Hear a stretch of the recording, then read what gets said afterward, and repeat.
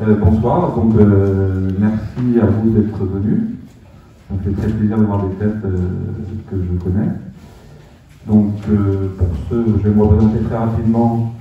Olivier Navlet, architecte, enseignant à l'ENSAM depuis 2 ans. Et mon associé, que certains connaissent peut-être, Stanislas Zakarian. Donc on se connaît depuis beaucoup d'années. On est associés depuis un peu moins d'années. Et on a l'honneur et le plaisir de vous présenter quelques-uns des projets sur lesquels on travaille, qui sont arrivés récemment.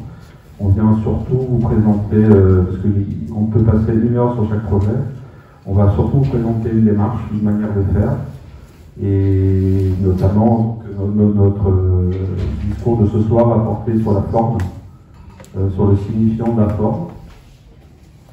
Et on va le décliner sur 5 projets.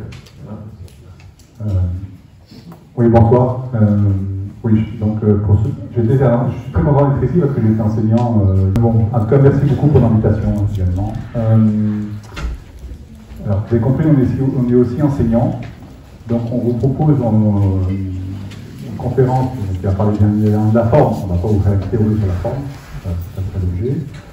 On ne va pas vous faire non plus juste une accumulation de ce qu'on fait dans la pratique. On irait associer, comme ça se passe à l'école, théorie et pratique.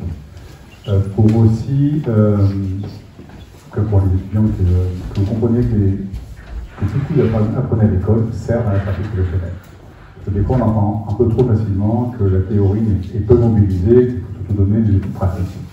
Donc, les deux sont très importants dans la pratique professionnelle et ce qui donne un sens au travail qui est produit par les architectes. Donc, on a nommé notre conférence La forme, c'est le fond. C'est très simplement pour dire que finalement, si mettre en forme, c'est donner à l'idée une matérialité, alors l'architecture met en forme, très simplement. Et que finalement, penser la forme en architecture, c'est penser le fond. Donc on a pris comme base pour cette conférence une phrase de Victor Hugo, que vous connaissez évidemment. On ne va pas dire tout l'ensemble de sa citation, de ce qu'il a dit dans Prose philosophique, mais peut-être qu'il a une très jolie phrase qui est un drap, qui dit « Confondre forme avec surface est absurde. La forme est essentielle et absolue. Elle vient des entrailles même de l'idée. Elle est le beau. Et tout ce qui est beau manifeste le vrai. » Évidemment, c'est très joliment dit, mais c'est vraiment pour dire que finalement, il n'y a pas de séparation entre fond et forme, et c'est sur cette idée finalement que cette forme crée le beau en architecture qu'on propose, en tout cas, de vous présenter notre travail. Alors, pour présenter notre travail, on va vous montrer un peu la philosophie qu'on essaie de développer à l'agence en termes de pratique. Donc les conférences sont très bien pour ça, on le questionne sur nos pratiques. Et donc devant vous, vous avez un tableau de Vermeer, qui est un petit tableau de 54 cm par 44, que moi je n'ai jamais vu, mais qu'Olivier est allé voir il y a 2 ans à Amsterdam, qui est un magnifique petit tableau qui représente le Vulcain Adèle, pendant l'âge d'or hollandais, et qu'on a nommé les hommes et les dieux, parce que pour nous l'architecture c'est une rencontre entre les hommes et les dieux, et qui parle de matière et du temps. Ce qu'on peut voir sur cette jolie peinture, c'est déjà la matière, donc différents matériaux, la brique usée, la maçonnerie, le reflet des fenêtres, un petit carreau, donc tout est dessiné avec beaucoup de précision. La technique aussi qui est employée, on ne le voit pas sur l'agrément, mais qui est employée, qui associe des couches épaisses et des couches plus fines. Les couches épaisses permettent de faire ressortir la matière du brick de roudage. Et finalement, ce que traduit ce tableau pour nous, c'est comme ça qu'on le perçoit, c'est la vie du quotidien. À la fois à travers sa matérialité architecturale, rougeâtre, et puis aussi à travers le quotidien des personnages qui est rendu. Et qui montre finalement cette vie du quotidien, et nous, globalement, c'est ce qu'on construit. Notre architecture est une architecture du quotidien. Ce que dit également ce tableau, c'est, comme vous voyez, il traduit aussi le passage du temps. que l'architecture est aussi un art du temps. On voit qu'il y a des fissures dans la maçonnerie, que la peinture est écaillée, qu'il y a des taches d'eau dans le pavillon blanc qui recouvrent la brique. Et finalement, de cette idée du temps, que finalement l'architecture traduit à la fois ceux qui ont bâti ce bâtiment, ceux qui l'habitent et ceux qui le transforment. Donc on retrouve des traces mémorielles dans toute architecture. Et elle garde des traces de ce temps-là. Et c'est ce qui nous plaît là-dedans, c'est à la fois cette question du quotidien et puis cette question du temps. Pour l'avoir vu de près, c'est un tableau fascinant. Effectivement, on retrouve complètement, quand on a commencé à travailler sur la matière, sur la construction, on s'y retrouve pleinement là-dedans parce que tout parle, y compris effectivement la représentation du vieillissement du matériau, la patine, l'usure. Alors là, techniquement, c'est juste des petites touches de blanc ajoutées par-ci par-là. Et c'est un tableau absolument extraordinaire et on peut y rester très longtemps dedans. Donc une vraie invite à rentrer dans l'architecture. Encore deux petites citations, la fois d'arrêter. Pas complètement de m'arrêter. Qui sont, on a parlé tout à l'heure, donc une citation de Adolf Loos sur la question de la matière, le fait qu'il y a un architecte et un maçon qui a appris le latin. Alors ça met peut-être une évidence pour vous, mais cette idée finalement que l'acte de construire et la culture est un préalable à la forme architecturale. Et donc la manière dont on met en œuvre transforme la forme. Et puis il y a la question aussi de la ville. Donc ça c'est Spinozzi qui dit quand tu projettes une maison, un quartier, un sentier, pense toujours à la ville. Et là c'est pour dire aussi que la forme aussi peut être aussi l'étude de la ville est aussi un préalable et peut-être un préalable à la forme et qui participe d'un capable d'esprit urbain. Et donc ces deux éléments associés, en tout cas nous dans notre approche architecturale, fabriquent notre forme architecturale. Voilà. Quand on parle de la ville, c'est un sens générique. Quand on parle d'un sentier, c'est un paysage. Quand on parle d'un quartier, en fait c'est la ville, c'est tout ce qui nous entoure. Et donc, effectivement, à chaque projet, on est confronté à ça. Et vous êtes confronté à ça dans vos projets d'études, mais à chaque fois, c'est ce qui nous guide, en fait. Voilà. C'est des discussions qu'on fait très longues, mais en fait, c'est ça qui nous amène toujours vers le projet. Alors, après, il y a deux questions. On avait envie de questionner avec vous, qu'on se questionne aussi. On n'a pas de réponse. Mais on se questionne. La question, obsolescence et permanence. Parce qu'on est dans un moment un peu paradoxal. Je ne sais pas si vous le sentez, ou on en parle, mais nous, en tant que professionnels, en tout cas, on le prend de plein fouet, entre des objectifs d'architecture durable, au sens du temps, mais aussi inscrit pour essayer d'économiser aussi la manière de faire. Et puis, j'ai envie de dire une obsolescence programmée de ce qu'on construit. Alors, je m'explique. Je vais vous prendre deux exemples qui sont du quotidien, qui sont peut-être un peu caricaturaux, mais qui permettent de comprendre ce qu'on va essayer d'expliquer. À gauche, vous avez des granges à ranger le foin à Valls, dans le Grisons. C'est une architecture très belle, très simple, qui est faite pour durer en fait. Qui est faite pour durer parce qu'elle est faite finalement, elle a un côté patrimonial. On va transmettre les terres et on va également transmettre les granges pour ranger le foin à la hauteur de Valls. Elle est très simple, très belle, et en fait c'est un travail qui a été mené par Christophe Engel, pour regarder son travail, et qui superpose plusieurs types de granges comme ça, et qui sont faites pour durer. Et la mise en œuvre est faite pour durer. Et puis à droite, c'est un centre commercial qui a périclité dans le Missouri, qui s'appelle Battlefield, c'était Toys R Us qui était là-bas. On sait qu'aujourd'hui les centres commerciaux périclitent, parce que c'est assez volatile un centre commercial, il peut passer d'une zone à l'autre, etc. Et finalement, là-dedans, dans cette idée d'obsolescence finalement du centre commercial, qui est de la culture, enfin la culture qui est du commerce, on entend très bien que le commerce se passe d'une zone à l'autre, donc c'est fait pour, ça peut inquiéter, mais en tout cas pour se transformer. Depuis une trentaine d'années, ce sujet finalement est assez volatile, est passé aussi dans la manière de construire le logement, de construire le tertiaire, de construire les usines, de construire une partie de l'architecture. Je ne dis pas forcément les équipements, mais une partie de l'architecture est devenue un peu plus volatile dans la manière de construire. Alors, j'ai un ami comme ça, qui est enseignant à l'école de Versailles, qui s'appelle Mathieu Gelin, qui travaille, qui a fait un article sur ce sujet-là, qui parle de financiarisation de l'architecture. C'est très intéressant, et je pense qu'il y a un article qui va bientôt sortir dessus, mais qui lui place ça dans les années à peu près 80. C'est-à-dire qu'il y a un mot, vous n'avez peut-être pas entendu, mais nous on l'entend souvent quand on est, qui est un produit. Le logement est un produit, et nous les architectes disent non, c'est pas un produit. Et on a raison de dire que c'est pas un produit. Sauf qu'il est devenu un produit. Alors qu'est-ce qu'on entend par produit? Ça veut dire qu'aujourd'hui, nos donneurs d'ordre, une partie de nos donneurs d'ordre, pensent le bâtiment, l'architecture, sur 10, 15, 20 ans grand maximum. C'est-à-dire un élément qu'on puisse vendre, et qui correspond aussi à des assurances, etc. Et donc finalement, il n'y a pas forcément d'engagement de donneur d'ordre sur la durabilité. Et donc c'est là où on a un premier paradoxe. On doit construire de l'architecture durable, mais ceux qui investissent une grande partie de l'argent et qui fabriquent la ville ont une vision très court-termiste. Ils se débarrassent du bien le plus rapidement possible sur 10 ans, 15 ans grand maximum. Alors on pourrait dire, oui, mais aujourd'hui il y a des normes. Il y a des normes durables, et ces normes durables nous permettent de faire des bâtiments de meilleure qualité. Eh bien, c'est la thèse en termes de notre ami qui nous dit, au contraire, paradoxalement, ces normes augmentent l'obsolescence des bâtiments.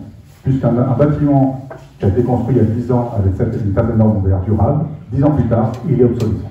Et donc, en termes de produits financiers, si on parle comme ça, il faut s'en débarrasser le plus vite possible.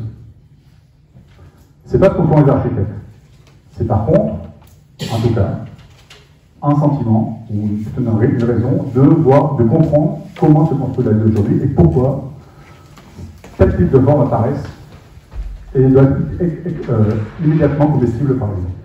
Ils ne durent pas dans le temps. Elles ne sont pas faites pour durer dans le temps, elles sont faites pour être immédiatement comestibles et vendues, pour passer d'un acheteur en un vendeur, etc. Voilà, c'est pas pour vous faire peur, c'est juste pour voir des choses, mais c'est pour voir des choses un peu en face et dire comment là-dedans on puisse agir. Alors, je vais parler d'obsolescence, mais je vais vous parler aussi d'un élément important qui est la permanence. Parce qu'évidemment, nous, l'obsolescence ne nous intéresse pas, c'est comment dans ce cas de figure et comment dans cette actualité on fabrique quelque chose qu'on espère permanent. Alors, je vais vous citer encore un travail qui s'appelle d'Auguste Perret, qui lui parlait des conditions passagères et des conditions permanentes.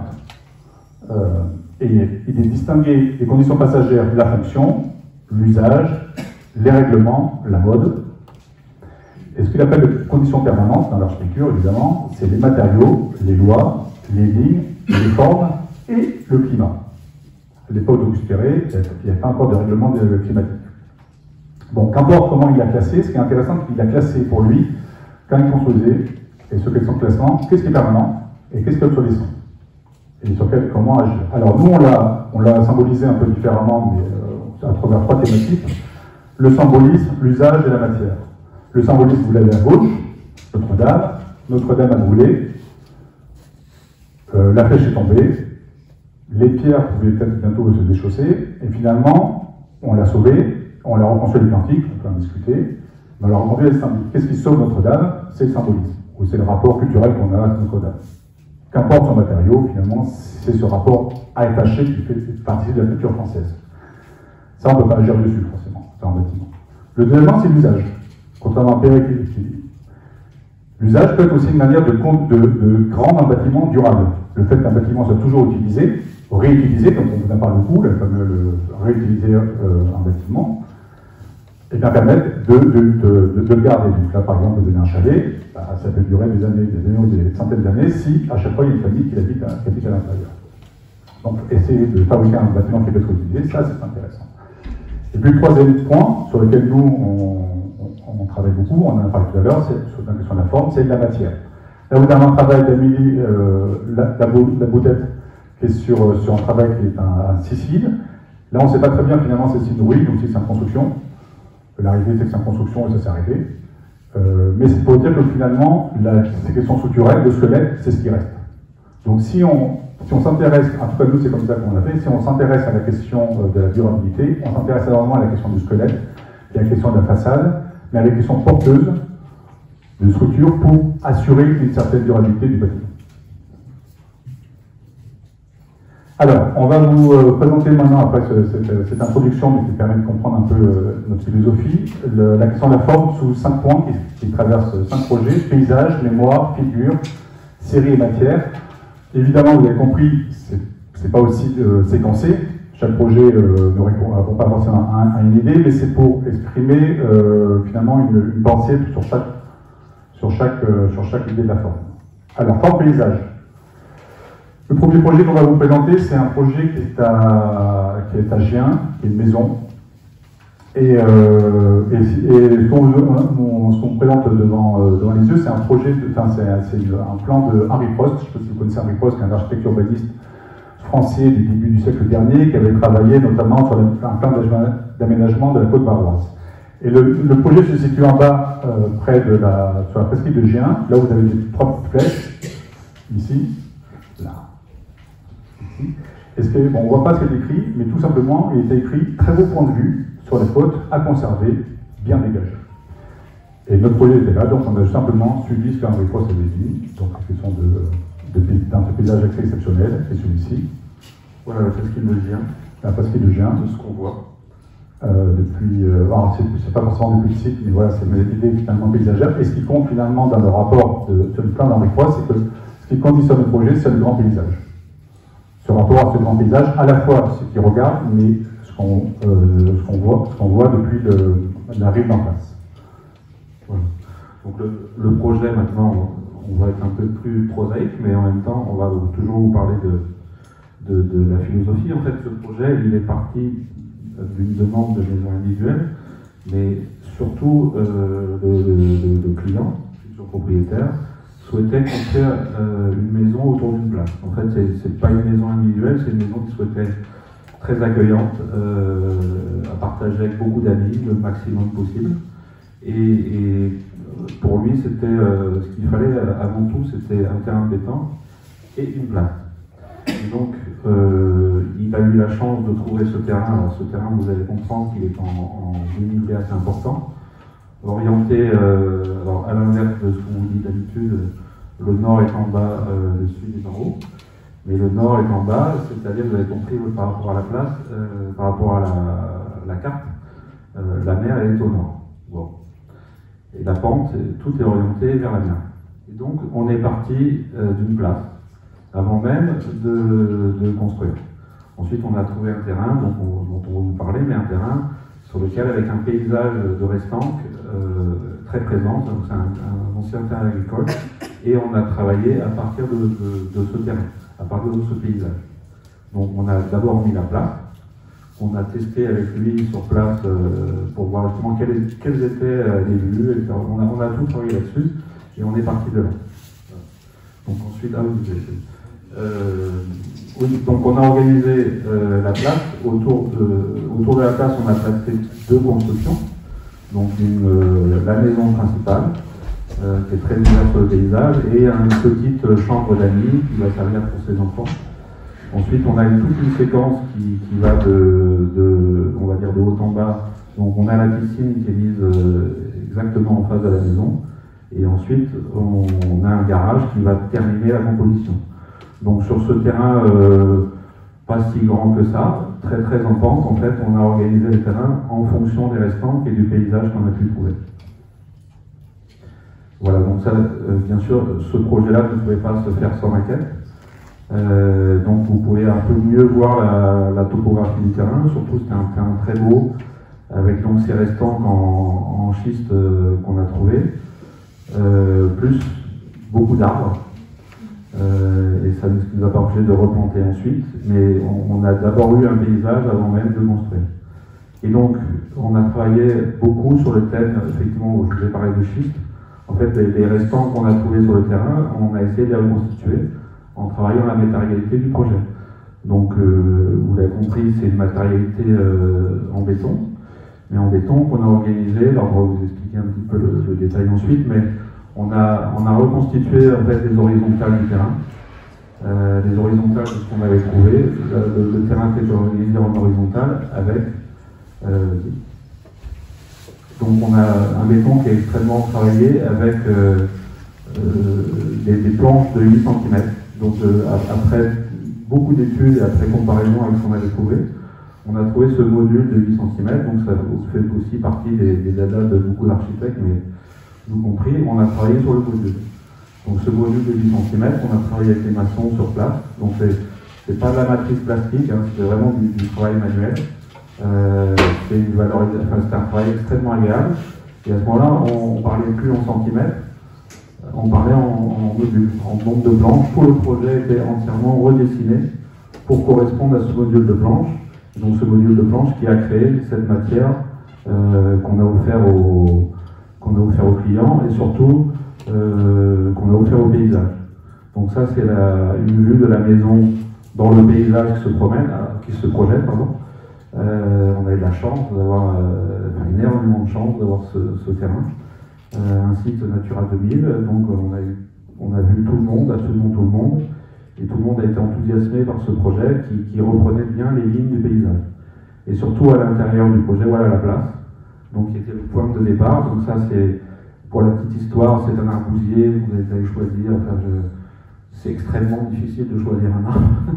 Voilà, c'est plus facile de choisir des carrelages qu'un arbre. Donc on a planté un arbre avec le client qui a fait venir. C'est un arbousier qui avait une bonne dizaine d'années tranquille. Et donc on a mis au milieu de la place. On a mis au milieu de la place en aboutissement de cette montée dans le paysage. Et vous voyez que toute la matérialité qu'on a créée, ces 8 cm, ils sont reproduits sur l'intégralité de la maison. Et mis en valeur aussi par un travail sur les menuiseries extérieures en bois que des menuiseries, voilà, on a les deux matériaux, le bois, enfin 3 matériaux, on va dire le bois, le béton et bien sûr le paysage. Et donc le paysage, ça vous pouvez voir à gauche, c'est la vue qu'on avait quand on allait sur le chantier, quand on faisait une petite pause. La vue dont on vous a parlé tout à l'heure, donc elle était bien cadrée et bien visible depuis la place. Et on la voit également à l'intérieur de la maison, où là on avait un système de galandage qui permettait ça. Voilà, donc on a créé des fenêtres. Pareil, le paysage, on n'a pas fait des grandes baies vitrées de 50 mètres. Comme on vous a dit, on était plein nord, mais plein nord avec projection vers la mer. Et donc on a fait 3 grandes fenêtres, dont celle-ci qui est volontairement mise au nu extérieur de la façade, de manière à avoir un espace intérieur à habiter le vide, à habiter la fenêtre. Et ça, c'est une vue qui nous plaît bien, qui est assez sereine, c'est une vue habitée par le client, quelques temps après, et qui est assez paisible et qui correspond bien à ce qu'on a voulu faire, l'architecture en symbiose avec ce paysage, la forme en symbiose avec le paysage. Le deuxième projet qu'on va vous présenter, c'est la relation avec la forme et la mémoire.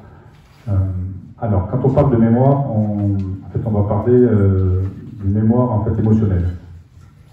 C'est-à-dire à la fois une mémoire liée au lieu dans lequel on vient s'installer, mais également aussi notre propre mémoire. Parce que vous le savez déjà, on met un peu de soi dans chaque projet, sans forcément le conscientiser. Alors, vous avez devant les yeux un travail d'Andrei Tarkovsky, qui est un film qui s'appelle Stalker. Je ne sais pas si certains l'ont vu. Je ne vais pas vous inviter à le voir forcément tout de suite parce que ça dure 4h30 et moi je l'ai vu après des années de persévérance. Il a fallu le confinement qui m'a donné la possibilité de le voir. Sinon pendant 4 heures c'est très long et le terrible est très long. Mais ce qui est très beau dans cette, même si vous regardez que 5 minutes, en fait, c'est l'histoire d'un homme de lettres et d'un scientifique.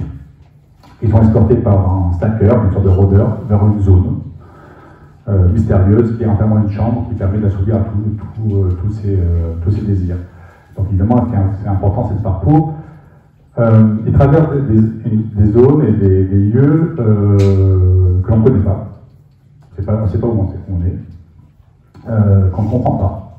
On ne sait pas pourquoi ils sont là, pourquoi ils ne sont pas ailleurs, etc. On ne comprend rien à ces zones-là, mais qui nous parlent. Et c'est la relation finalement à la mémoire collective, c'est-à-dire que dans ce qu'on fabrique ou dans ce qu'on construit, finalement, il y a des éléments mémoriels qui traversent dans ces projets-là et sur lesquels on peut s'approcher. Et c'est aussi pour dire un élément important, qui n'est pas forcément évident à entendre, en tout cas moi je suis assez convaincu de ça, on parle toujours de projection en architecture. Donc on met en idée et bien de projeter, de penser un futur en termes de notre futur, qu'on qui sera meilleur qu'avant, et on a cette idée-là assez formidable.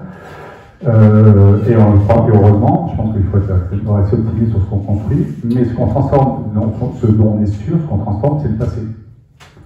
Parce que même quand on regarde très peu, on intervient sur un lieu, on efface une grande partie de la mémoire de ce lieu-là.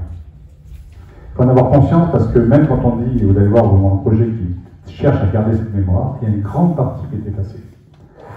Donc, c'est pas pour vous faire peur, c'est au contraire pour avoir conscience que le futur sur lequel on se projette, on n'en est pas sûr, mais par contre, là où on intervient, ça on en est certain.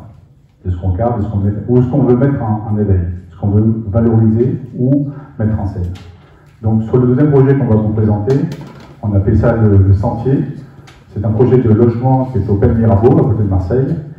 Et le projet, en fait, s'appuie sur un sentier existant, qui a été un peu oublié. Et finalement, le projet, c'est le sentier. C'est garder ou réactiver, finalement, ce sentier-là que la ville souhaitait faire disparaître. Et en creux, vient le bâti. Alors, juste penser, c'est une belle illustration de ce qu'on vous a dit tout à l'heure. Le temps du travail, le temps avec lequel mûrit un projet, aussi la mise en valeur du temps, le tableau de Vermeer, où on a retrouvé quelques éléments, on va vous les montrer. Mais en fait, il y a beaucoup de similitudes avec ce qu'on vous a raconté tout à l'heure, c'est-à-dire que c'est un projet qu'on a gagné en 2017, c'était une petite consultation comme ça, et qu'on a fini par ouvrir aux résidents en 2023, et officiellement, il n'est toujours pas fini. Mais par contre, notre avantage en tant qu'architecte, c'est qu'on est sensible à notre environnement et qu'on sait faire mûrir un projet. Le temps du projet, pour nous, est profitable, même si pas du tout pour nos finances. Mais par contre, nous, on sait, en tant qu'architecte, on sait faire profiter de ce temps. Donc, le projet était en fait placé sur deux parcelles, un peu compliquées, mais très en longueur, un peu alambiquées. Il y avait une ancienne école et une deuxième parcelle qui était tout au fond, et en fait qui venait se mettre en creux au pied d'une place d'église. Donc la fameuse place, là aussi il y avait une place. Le sentier reliait en fait le bas de la ville des Pen Mirabeau à cette place de l'église. Et en fait, quand on est arrivé, on pensait que c'était... Enfin, on était très enthousiastes par l'idée d'un sentier qui traverse le projet, mais apparemment, on était un peu les seuls. Donc, y compris la paroisse ne voulait plus cette traversée. Et nous, en fait, on s'est évertué, on a poussé, on s'est un peu battu, on se bat encore d'ailleurs, pour conserver cette traversée, cette porosité. Ne serait-ce que pour des questions d'usage, que c'est un terrain qui est extrêmement en pente, donc ça a arrangé beaucoup le fonctionnement. Et donc c'était vraiment un impératif pour nous. Donc cette parcelle un peu compliquée tout en longueur, en fait, nous a beaucoup servi, parce qu'il n'y a vraiment qu'un architecte pour faire un projet là-dedans. Et on a travaillé en plus sur des gabarits qui sont adaptés à l'église, comme vous voyez. En fait, on avait un gabarit progressif, donc qui correspondait au règlement urbain, mais aussi à la manière dont on les a interprétés. Donc nous, on a volontairement voulu créer un projet en bordure, en bordure de place, avec aussi un gabarit progressif, un gabarit qui accompagne ce passage. Voilà, donc l'organisation telle que vous voyez, c'est une organisation toute en longueur. On a l'église, et ici vous pouvez peut-être voir le trait épais qui fait que en fait, on a recréé un soutènement, mais aussi on a recréé un espace de vie avec un banc, avec un arbre.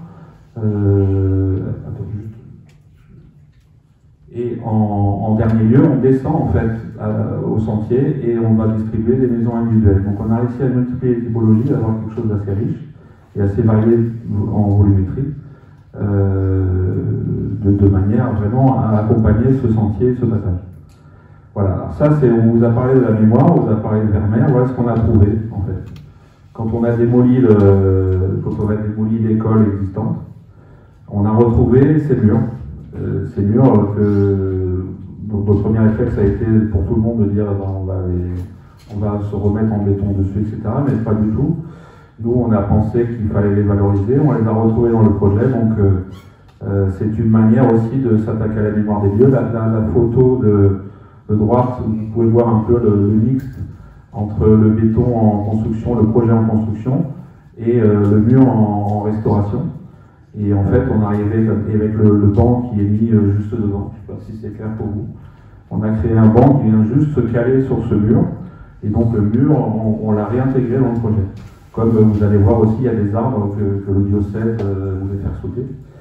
Et donc, voilà, avec les trois positions qu'on a, vous avez les trois coupes qui ont été faites. Donc la première coupe sur le bâtiment haut, qui est le petit bâtiment collectif, avec ce qu'on a appelé aussi le détail portugais, celui qui va assumer la pente.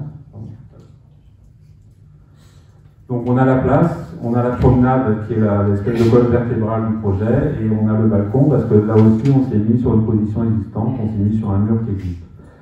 Et donc là vous avez ici c'était pas notre projet, le projet c'était pas de faire une place, et à la fin c'est une place qu'on a faite avec les deux arbres que vous voyez sur les photos. En fait ce sont des arbres existants qu'on a remis en face, on a calé nos rôles en fonction de ces arbres.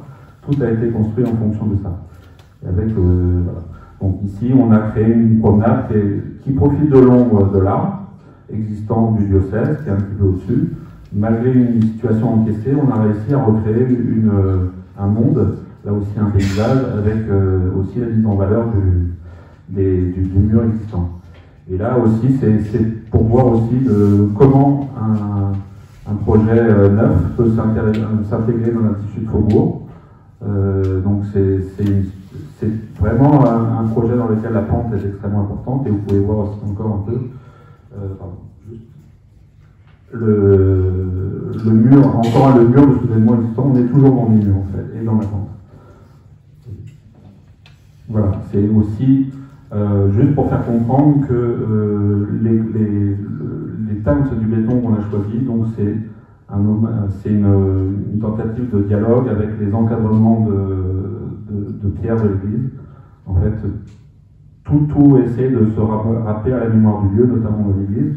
Et finalement, on a recréé non seulement un immeuble de logement, mais aussi on a recréé un espace public.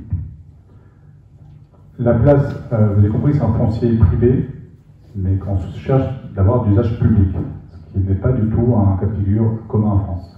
C'est ce que fait uniquement en Europe du Nord. Bon, aujourd'hui, ils ont quand même mis, pas là, mais ils ont essayé de bloquer une partie du passage. Donc cet élément d'avoir un espace privé d'usage public, c'est pas la culture française, mais ça peut être importé, et on vous invite à essayer d'importer d'un beau projet. Parce qu'on n'a pas toujours l'espace public qui permet de le faire. Et en tout cas là-dessus, même si ils ont fermé une partie, ça reste encore accessible à l'ensemble du public. Il faut insister tout le temps. Hein. C'est des discussions très longues, et à la fin, on a réussi. Ouais. Alors, le troisième projet, on va essayer d'aller un peu plus vite, c'est la question de la forme liée à la figure. Alors, je vous dis ça parce que nous, la figure, nous, ça ne nous intéresse pas trop, en fait, en architecture.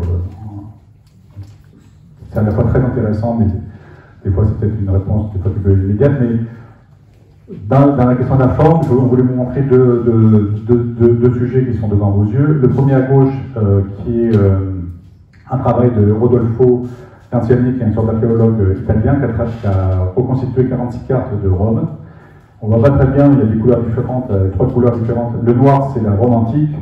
Le rouge, c'est ce qu'on appelle caractéristique moderne de l'époque des cartes de Noli, je ne sais pas si vous connaissez, c'est une carte du XVIIIe siècle. Et puis le moderne, son moderne à lui, c'était le XIXe siècle, c'était en bleu. Ce qui est intéressant dans le plan, évidemment, on voit très bien les figures qui apparaissent et l'entre-deux. Et c'est cet entrelacement entre des figures très fortes qui participent de la ville de Rome, et puis cet entre-deux aussi qui est très intéressant. Et à droite, on fait des comparaisons qui valent ce que ça vaut. On trouve ça intéressant, c'est le travail que je pense que vous avez déjà vu cette image, j'imagine, l'axonométrie de Lorraine Coulas sur la cité du globe captif. et qui est une exploration de l'architecture de Manhattan. Ce que dit cette image-là, c'est que en fait, la trame fabrique les limites maximales de l'IO et qui fabrique finalement un socle rectangulaire qui s'adresse à la rue et qui s'adresse à la ville de New York. Et puis sur ce gratte-ciel, enfin pardon, sur cette socle, viennent les gratte-ciels. Et les gratte-ciels ont leur propre logique parce que les gratte-ciels ne s'adressent pas l'un à l'autre, ils s'adressent au monde. C'est des images photographiables. Et c'est ce qu'aujourd'hui vous retrouvez, si vous regardez un peu l'urbanisme des métropoles, c'est un peu ce qu'on retrouve un peu partout dans toutes les métropoles mondiales. Et c'est un travail qui date de 1972, donc c'est ça qui est intéressant. Mais en même temps, ce qui ressort de cette image à droite, moi, ce qui nous semble intéressant, c'est pas les gratte-ciels, c'est le socle. C'est que la figure du socle, comme tout le monde veut gesticuler, finalement ce qui devient très fort, c'est la trame et c'est le socle. Et c'est lui qui fabrique l'interface avec la ville. Et donc on revient finalement à cette figure très simple. Et c'est l'effet inverse en fait que ça produit. Et donc la force finalement de cette figure-là qui peut agréger des espaces ou une ville qui est segmentée, ou un espace mental, qui est dans le cas de New York, qui lui est mondial.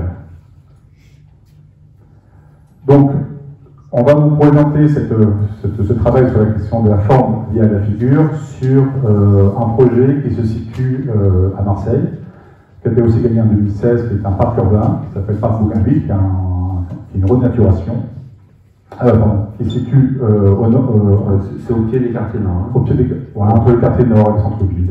Il y en a qui sont de Marseille, non? Bon, mais qui a une caractéristique assez intéressante, il est collé à une des rares trames qui a été constituée à Marseille, qui est en haut, qui est la trame Mireès, qui fait face, cette trame ici, qui fait face au port de la Joliette, et on va s'y constituer finalement dans ce qu'on appelle l'Italian du port, et qui étaient des anciennes usines, des sols très pollués, et le projet c'est une renaturation d'un terrain pollué, c'est la transformation d'un terrain pollué en parc urbain de 4 hectares. Il faut savoir qu'on parle des pieds des quartiers nord, c'est un endroit où l'indice de l'espace vert par personne est inférieur à 0. Donc voilà, c'est un truc incroyable, c'est une affaire qu'on a menée avec des paysagistes et des écologues. C'est une petite aventure, donc on a gagné en 2016, pareil, qui est toujours pas fini. Mais on a travaillé en tant qu'urbaniste, nous, sur les liaisons. Enfin, on va vous montrer le site. On a travaillé sur les liaisons, l'existant, pareil, toujours la couture, en fait, le lien. Et ensuite, on a eu la chance de construire. Donc, ça fait, c'est un petit objet tout petit, dans 4 hectares. Donc, on va vous décrire.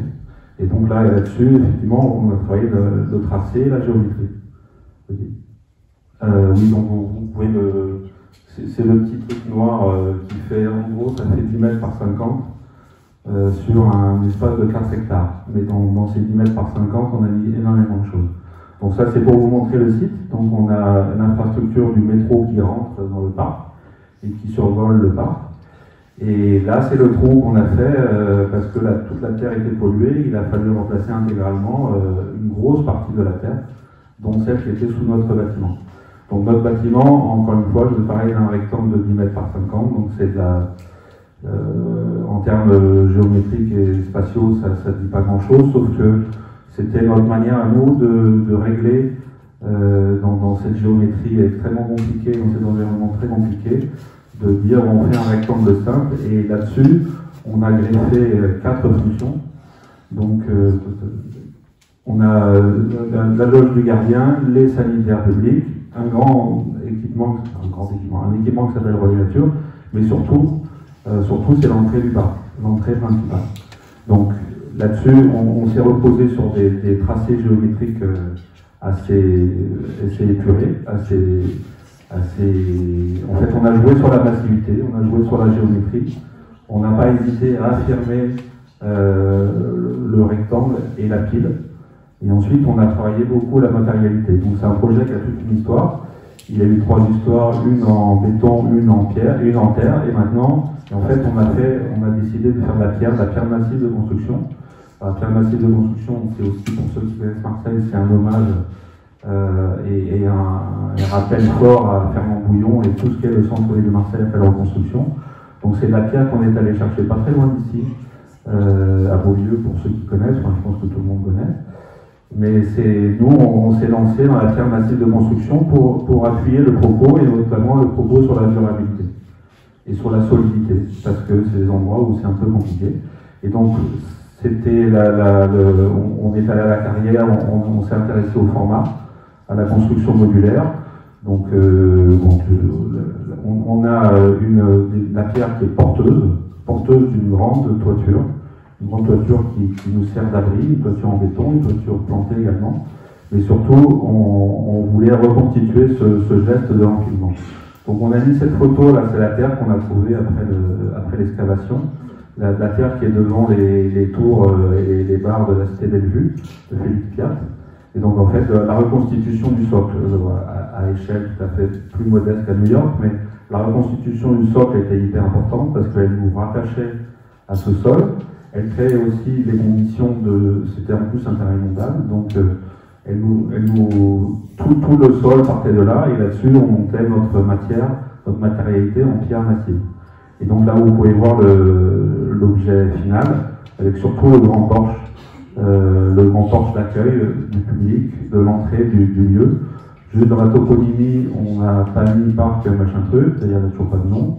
On a mis Bougainville parce que c'est le lieu. En fait, on a proposé ça et tout le monde a adhéré à cette vision.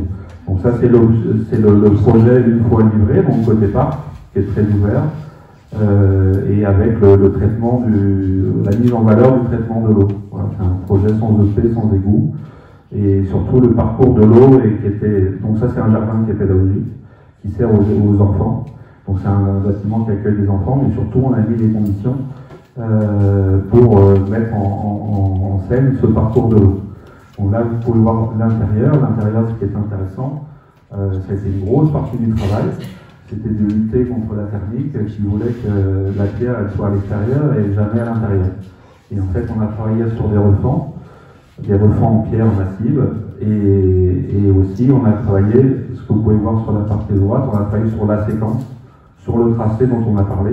Encore une fois, cette géométrie très simple du rectangle qu'on a retravaillé de manière à obtenir à la fois des passages et des rétrécissements.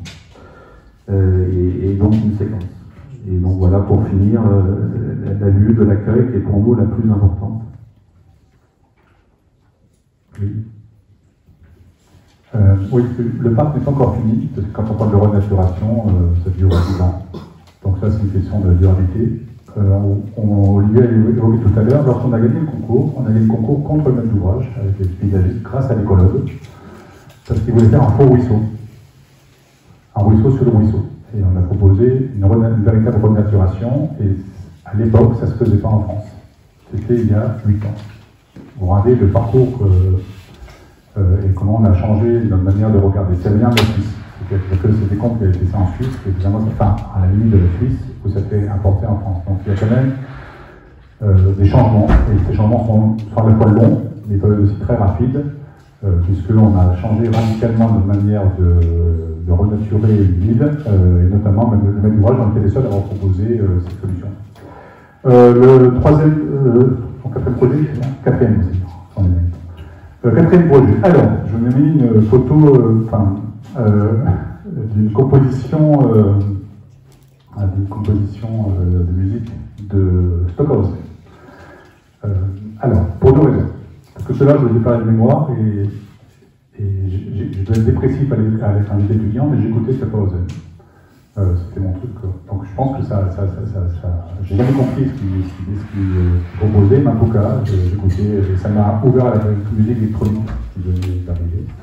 Donc ça est resté en mémoire. Donc la question de la mémoire, je veux dire, de ce que vous fabriquez aujourd'hui, votre mémoire, ça reste, et ça peut se retrouver dans les projets. Et puis, pour ceux qui le connaissent, il travaille sur la musique sérielle, une technique de composition fondée sur l'utilisation de différents types de séries musicaux. Alors, pour deux raisons, vous prenons ça. La première, c'est parce qu'on voulait placer le mot sériel dans la conférence. Donc, il est placé. Tout à l'heure, je vous parlerai de soupe aux choux, mais on verra à quel moment. Et puis, le deuxième, c'était aussi pour essayer de comprendre on a parlé tout à l'heure de la question de la forme, c'est-à-dire dès qu'on dézoome, ben ça peut représenter la ville. C'est-à-dire, finalement, il y a déjà suffisamment ou énormément de langage dans les villes pour que quand on vient de rajouter, on puisse avoir une approche un peu simple et pas forcément regarder que son bâtiment. Parce que sinon, à la fin, ça fait une cacophonie. Alors, je vous présente un deuxième travail de Karl Fisker. Fisker. Qui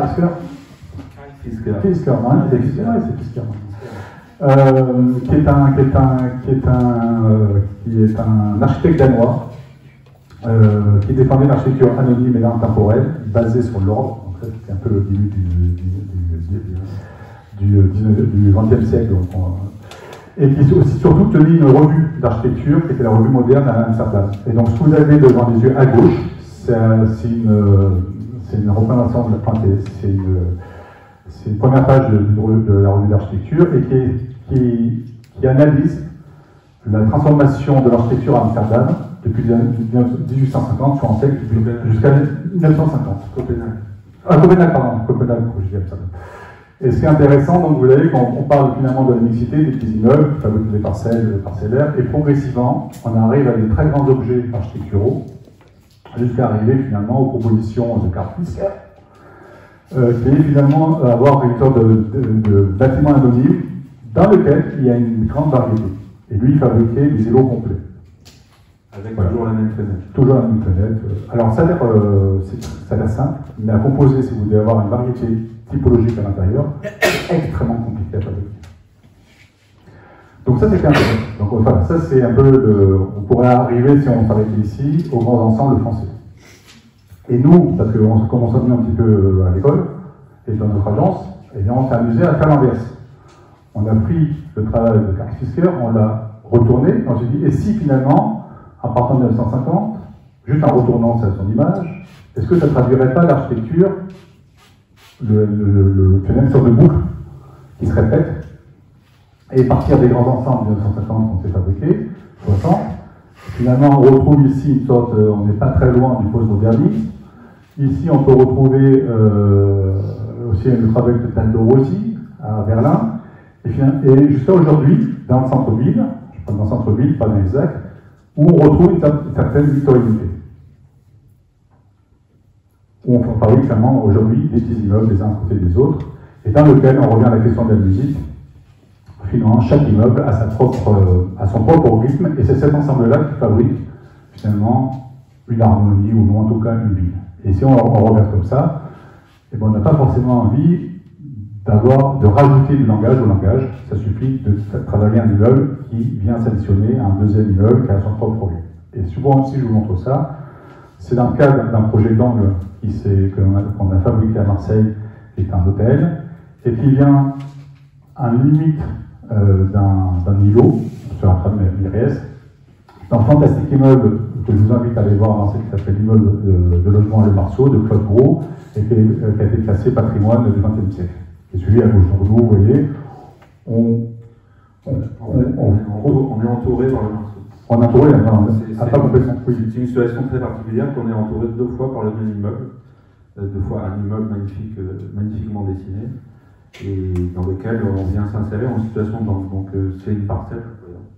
Voilà. Et vous voyez aussi, donc on vous montre aussi les lignes, l'idée de venir fabriquer un nouveau rythme, mais de se raccorder à la fois sur le rez-de-chaussée et puis sur l'attique. Et trouver une couture urbaine que vous pourrez voir dans une maquette qu'on a fait au 200 et qui explique finalement comment on va se raccorder avec l'avoisinant. C'est un projet à la volumétrie extrêmement simple. On avait une parcelle, on n'avait pas beaucoup de latitude. Par contre, on avait des lignes, on avait aussi de la navigabilité à donner aux voisins, c'est ce qu'on a fait. Donc pour vous expliquer un peu l'histoire et l'inspiration, donc ça, l'agence est ici, rue de la République sur le Vieux-Port. Donc tout à l'heure on a parlé de Pouillon, donc on est entre Pouillon et la rue de la République. Pour ceux qui la connaissent, c'est une rue totalement haussmannienne, parisienne, avec le même paysage, mais surtout c'est de la très belle pierre et un rythme de façade extrêmement répétitif qu'on pourrait assimiler à du Kyle Fisker, du pré-Kyle Fisker, mais avec de la pente. Et donc, oui, sans doute inconsciemment, on a été influencé par ça. Et au moment de créer cet hôtel, qui à un moment a failli se transformer en logement pour étudiants sans qu'on change absolument la façade, on a travaillé sur la répétition, sans avoir peur, parce qu'on voyait autour de nous que ça ne posait pas de problème du moment que c'était travaillé et que c'était généreux. Et donc là, vous avez une maquette d'études qui nous a servi, et donc vous voyez déjà aussi que cette uniformité peut se déformer au moment de l'imitoyenneté. Ça, c'est un travail de chantier, donc c'est-à-dire qu'on avait en haut ce qui était prévu, c'est-à-dire un rythme pratiquement un carré. On avait 2,70 de plafond, 2,62 d'anthrax. Et en fait, on devait le faire en béton préfabriqué, c'était des choix d'entreprise, avec des panneaux qui venaient se plaquer. Et en fait, en cours de chantier, dès que les fondations coulaient, l'entreprise a coulé avec les fondations. Et on s'est retrouvé au mois d'août à devoir changer la manière de construire et donc à s'adapter aux outils qui sont les banches des maçons. Donc c'était les banches de 2,50 m, donc notre trame de 2,60 m ne marchait pas forcément. Et donc on a recréé un rythme qu'en fait on retrouve sur les façades de la rue de la République, c'est-à-dire ces trois fenêtres, un plein un peu plus important, et on repart sur 3 fenêtres. Alors c'est très subtil, mais pour nous c'était un vrai travail d'acrobatie, de retomber sur nos pattes avec ce projet. Et donc encore une fois, le travail de répétition s'est amélioré du fait d'être sur le chantier. Je vais juste rajouter un point là-dessus. D'ailleurs, vous allez vous rendre compte qu'on a le même matériau, mais sa mise en œuvre a changé notre façade. C'est pour ça que quand on parle du rapport entre la mise en œuvre et la forme architecturale et même la manière de dessiner une façade est extrêmement liée. Alors Olivier a dit qu'en fait c'était arrêté au sous-sol. En fait non, c'était arrêté au premier étage. Ah oui, c'est non, les fondations, elles ne pouvaient pas trop bouger. Donc, il y a un autre point aussi qui est intéressant là-dessus et qu'on dû vivre tous ceux qui ont construit au XIXe siècle, c'est que entre le rez-de-chaussée et le premier étage, quand on a tout changé, tous les alignements ont changé. Mais sauf que le rez-de-chaussée était en train d'être coulé. Donc ça veut dire qu'on n'avait plus aucun alignement. Il a fallu trouver des artifices dans la façade pour retrouver des épaisseurs et réaligner les choses.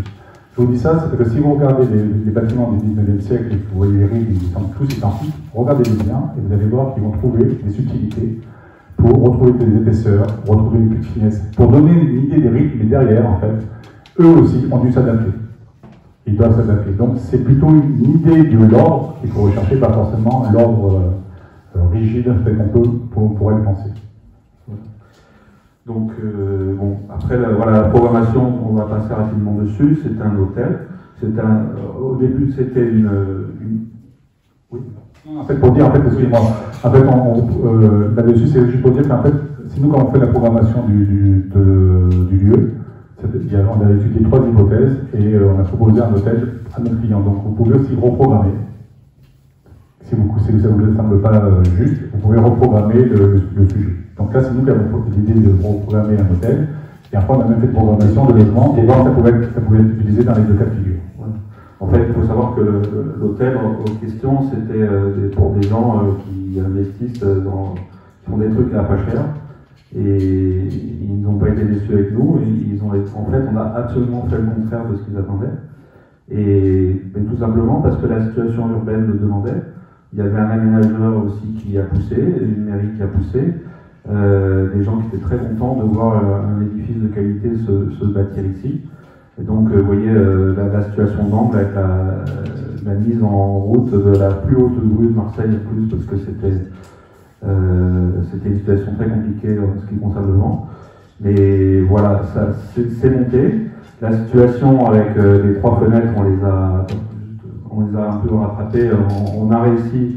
Alors, si vous regardez de près, vous avez certains alignements qui ne sont pas faits, qui ne sont pas ceux qu'on voulait au départ, mais finalement, on a réussi de rattraper ce travail, enfin, en tout cas cette composition. Donc ensuite, au niveau de la matérialité, on a une partie, voilà, on a travaillé sur la fenêtre, on a eu la chance de travailler sur la fenêtre épaisse, donc pareil en hommage aux fenêtres de la rue de la République, qui sont des fenêtres avec des ébrasements marqués, avec des balconnets, avec tout un travail, même si c'est des petits balconnets, c'est un travail sur la fenêtre. Pareil dans les hôtels, les fenêtres souvent elles s'ouvrent pas. Nous on a insisté et on a réussi, parce que tout le monde soit très content d'avoir des fenêtres qui ouvrent, avec inclusion d'un travail non pas sur la monénature en surépaisseur comme ça peut être dans la pierre, mais nous la monénature en creux qui est plutôt adaptée aux matériaux qu'on a mis en œuvre, donc le béton, avec une matière matricée et une matière lisse qui permet à la fois je ne sais pas si vous reconnaissez, mais à Julien on avait fait la même chose, c'est-à-dire qu'on alterne les matérialités pour aussi alterner le traitement en relief. Et là-dessus, ça accueille un magnifique store doré, avec des menuiseries dorées et un petit garde-corps en maille déployée. Et tout ça de manière assez harmonieuse. Et aussi, on a quelque chose qui nous tient à cœur, c'est le travail sur l'épaisseur, qu'on a réussi à retrouver dans le travail d'une seule fenêtre, qu'on a multiplié par 80 fenêtres à peu près. Voilà, donc ça c'est pour vous montrer un peu ce que donne le rythme de ces façades. C'est un rythme complètement assumé. Et donc avec la matérialité, toujours alternance matrice et surtout le travail sur le creux. Donc vous voyez ce que ça donne une fois que c'est terminé. On a volontairement, on n'a pas mis l'enseigne très voyante. C'est-à-dire que le bâtiment pour nous il peut se transformer. Le bâtiment est transformable parce que justement il a un rythme de fenêtre qui le permet. Et surtout, on lui a donné l'épaisseur qu'il fallait pour exister. Et vous voyez qu'on a une situation assez rare aussi à Marseille, qui a un angle coupé. Donc l'entrée dans l'angle, on en a profité pour faire l'entrée dans l'angle. Voilà, c'est des photos. Alors ces photos-là, c'est pas des photos de photographes, c'est des photos d'agence, parce qu'on n'a pas encore fait photographier le bâtiment. On l'a terminé il n'y a pas longtemps. Et vous voyez mais on peut voir l'accroche, la couture, l'amabilité, ce qu'on a proposé et ce qui a été tenu, même si ça n'a pas été facile parce que ça a été très compliqué parfois. Mais effectivement, ce travail, à la fois un travail d'affirmation de la répétition, un travail géométrique assez rigoureux, mais aussi une amabilité qu'on a donnée à cet immeuble qu'on adore, mais qui permettait aussi de régler la situation d'angle. Oui, et comme vous pouvez voir dans l'inscription peut-être de sa photo à droite, vous avez déjà 3 rythmes entre l'immeuble de Claude Gros, le nôtre, et puis le troisième immeuble derrière. Et donc c'est pas la peine de rajouter encore une surexpression finalement de l'architecture, parce que déjà cette addition de rythme fabrique la musique, en tout cas, de cette rue à Marseille. Voilà. Et on va terminer avec un dernier projet. Une dernière citation. Citation, ça pourrait être la question. Pour la question. Attention, la question théorique. Regardez la question théorique. Alors, la forme et l'espace de l'architecture se qualifient par le caractère et les traces de leur mise en œuvre. Donc ça, c'est une phrase de Pierre von Meis, comment on dit Meis, voilà, von Meis, qui était qui était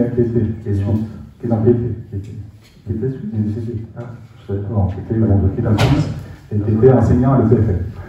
Alors, je ne vais pas besoin de vous expliquer cette phrase, je pense que vous la comprenez très bien, mais en fait, tout simplement, c'est pour dire que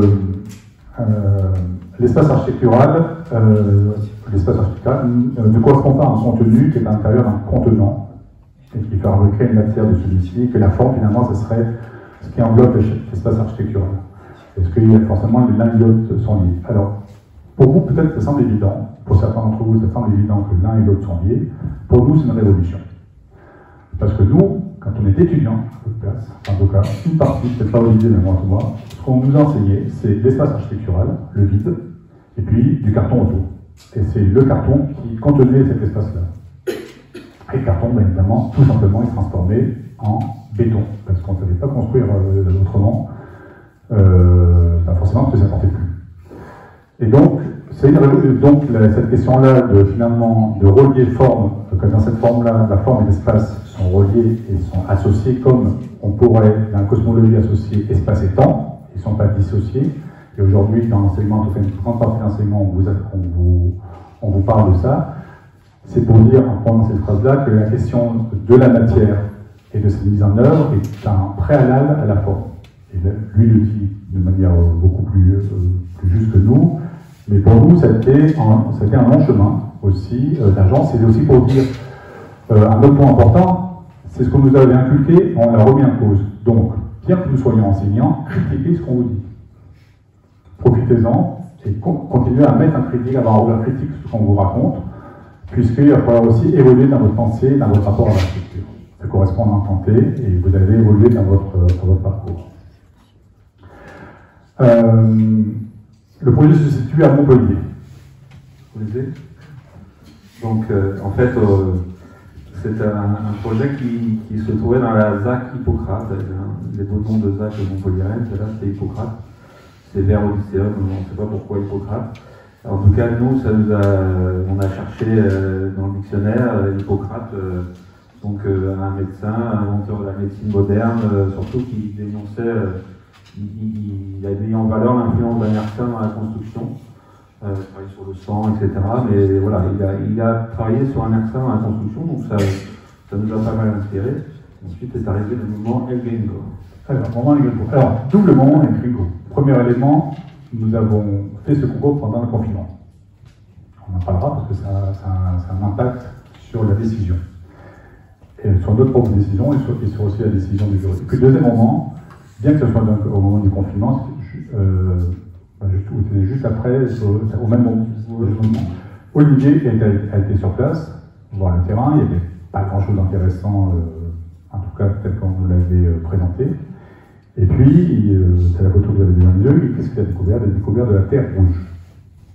Et un peu comme, je ne sais pas, vous connaissez, mais peut-être des anciens connaissent la pluie de Gringo, c'est quelqu'un qui se promène en Amérique du Sud, et puis il fait « Ah, il est pas bon ton café ». Et puis il goûte un café, il s'appelle El Gringo. Et à la fin, il fait « Ah, ça c'est le café très bon ». Et puis il le sent comme ça « Ah, c'est très bon, El Gringo ».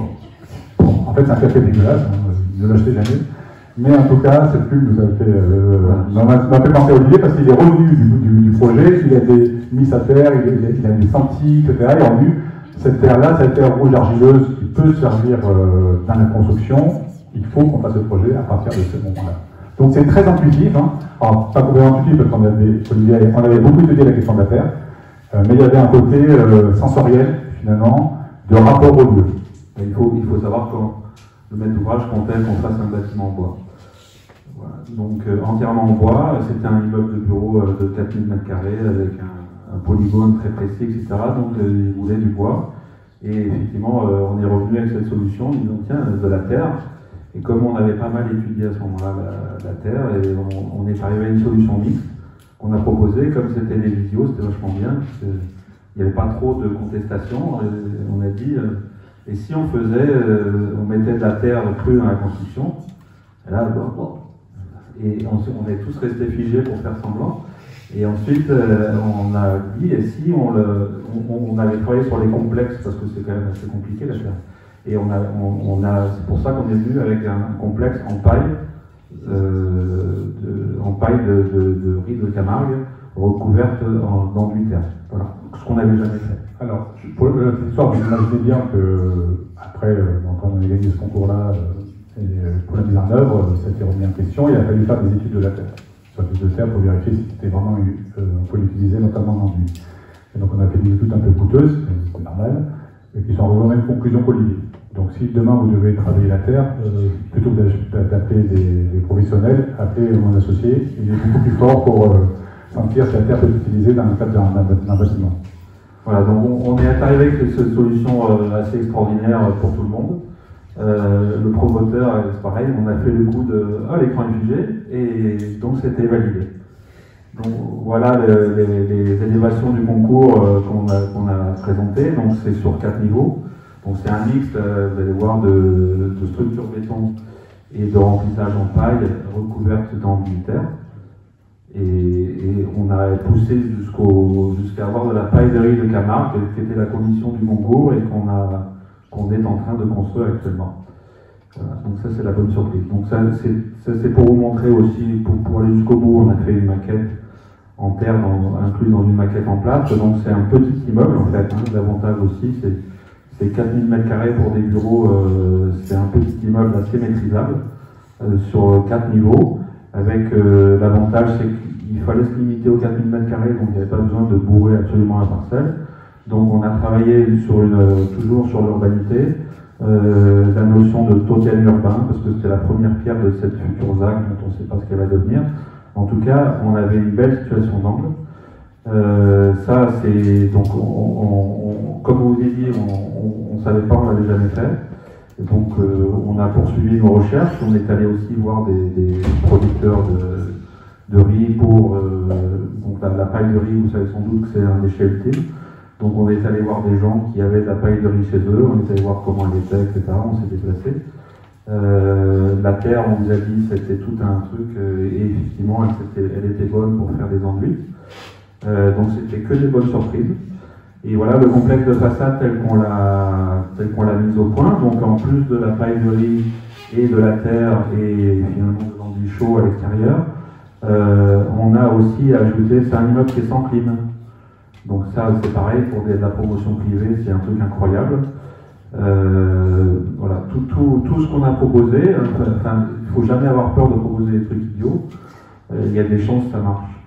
Et en fait, on a proposé un immeuble sans clim avec ce qu'on appelle de la ventilation adiabatique, donc c'est pas de la clim, c'est du rafraîchissement, c'est à base d'eau, c'est le principe du linge mouillé, et ça se met extrêmement bien en interaction avec les enduits terre. Bon, les enduits terre, c'est des enduits de 4 cm de terre du site, qui vont se faire au mois de juin.